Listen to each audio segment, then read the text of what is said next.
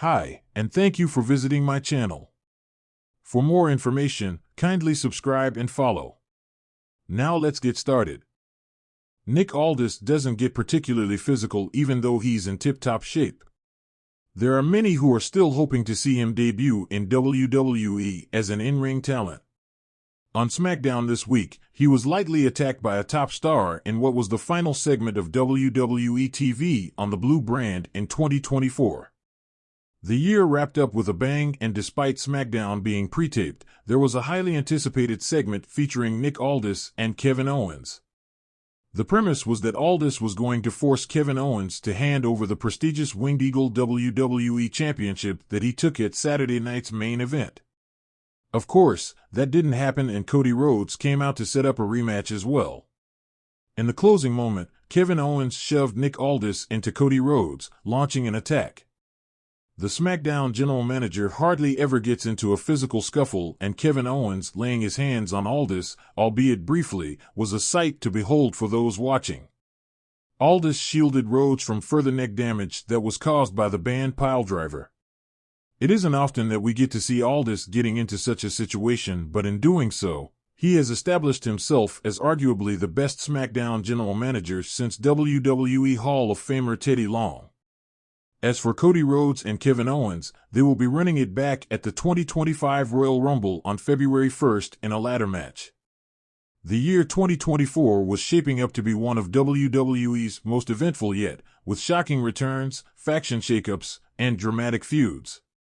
But as the final episode of SmackDown aired, fans were left stunned when the newly appointed general manager Nick Aldis became the target of a vicious attack from an unexpected SmackDown superstar. Nick Aldis, the suave and composed former NWA World Champion, had stepped into his role as SmackDown's GM just months prior. His tenure was marked by a no-nonsense attitude and a firm hand in managing the roster's chaos. Despite his professionalism, Aldis had ruffled feathers among the roster, particularly those who were used to bending the rules. In the weeks leading up to the final SmackDown of 2024, tensions simmered between Aldis and certain top-tier superstars. Most notably, LA Knight had been vocal about Aldis's decisions, accusing him of favoritism and overstepping his authority. However, Knight wasn't the only one with grievances. Roman Reigns, still reeling from the crumbling of the bloodline, had exchanged cold, loaded words with Aldis during backstage segments. With the final show of the year promising a massive main event, a triple threat between Reigns, Knight, and AJ Styles for the #1 contendership to the WWE Championship, fans expected fireworks. What they didn't anticipate was the explosive aftermath. The main event delivered exactly what it promised, a hard-hitting clash of three of WWE's finest. Reigns, seeking redemption after a turbulent year, dominated much of the match with his brute force and cunning tactics. Knight, riding the wave of fan support, showcased his resilience, countering every move Reigns and Styles threw at him. Meanwhile, Styles, the ever-reliable veteran, dazzled with his precision and aerial maneuvers.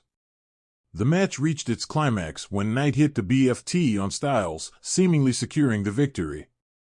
However, Reigns intervened with a brutal spear, only for Styles to rally and hit a phenomenal forearm out of nowhere.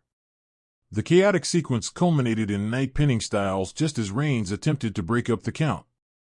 The crowd erupted as Knight was declared the #1 contender. Reigns, seething, retreated to the corner, glaring at Knight while Styles showed a grudging respect. As Knight celebrated, Aldis appeared at the top of the ramp to applaud the competitors, a rare show of admiration for a match well fought. But then, the unexpected happened. As Aldis clapped, the crowd's attention shifted to the entranceway, where a hooded figure emerged from the shadows. The mystery attacker moved swiftly, taking down Aldis with a thunderous clothesline that sent the GM crashing to the steel ramp. The audience gasped in shock, unsure of the assailant's identity. The camera zoomed in as the attacker removed the hood, revealing none other than Grayson Waller, the brash and arrogant Australian superstar who had made a name for himself by antagonizing authority figures. Waller's smug grin and wild eyes said it all. This was a calculated strike. Waller grabbed a microphone, standing over Aldis, who was writhing in pain. "You think you're better than us, Aldis?" Waller sneered. "You walk in here with your fancy suits, acting like you're God's gift to SmackDown. But let me remind you, this is our show. This is my show."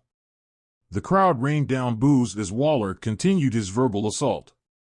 "You've been playing favorites, giving opportunities to people who don't deserve them. Where's my shot, huh? Where's my moment in the spotlight?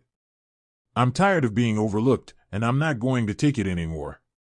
As Waller taunted Aldis, Knight, Styles, and Reigns stormed up the ramp. Knight, the newly crowned #1 contender, reached Waller first, tackling him to the ground. Styles and Reigns joined the fray, and soon, a full-blown brawl erupted on the ramp. Security and referees rushed out to separate the superstars, but the chaos only escalated. Waller, ever the opportunist, managed to slip away, smirking as he disappeared backstage. Aldis, clutching his ribs, was helped to his feet by medical personnel, his face a mixture of pain and fury. Backstage, cameras caught Waller storming into Aldis's office, tearing down posters and throwing chairs. He grabbed the WWE microphone again, addressing the camera directly. "Nick Aldis, you've got two options," Waller declared. "Either you step down as GM and let someone who understands SmackDown take over, or I'll make your life a living hell. The choice is yours." The final moments of SmackDown showed Aldis being loaded into an ambulance, his injuries serious but not life-threatening. Meanwhile, Waller's actions sent shockwaves through the WWE universe. Fans took to social media, debating whether Waller's attack was the start of a major storyline or an attempt to cement his place as one of the company's top heels. Backstage reports suggested that Waller's outburst had been brewing for weeks, with sources indicating that the superstar felt sidelined despite his immense talent. Some speculated that Aldis's management style might have unintentionally fueled Waller's frustrations. The attack on Nick Aldis leaves the blue brand in turmoil heading into 2025. Questions abound. 1. Will Aldis retaliate? Known for his composure and strategic mind, Aldis is unlikely to let Waller's actions go unanswered. 2. What consequences await Waller? While his actions were despicable, they've undeniably positioned him as a major player on SmackDown. 3. How will this affect Knight's title aspirations? With the #1 contender embroiled in the chaos, Knight's road to the WWE Championship may be rockier than anticipated.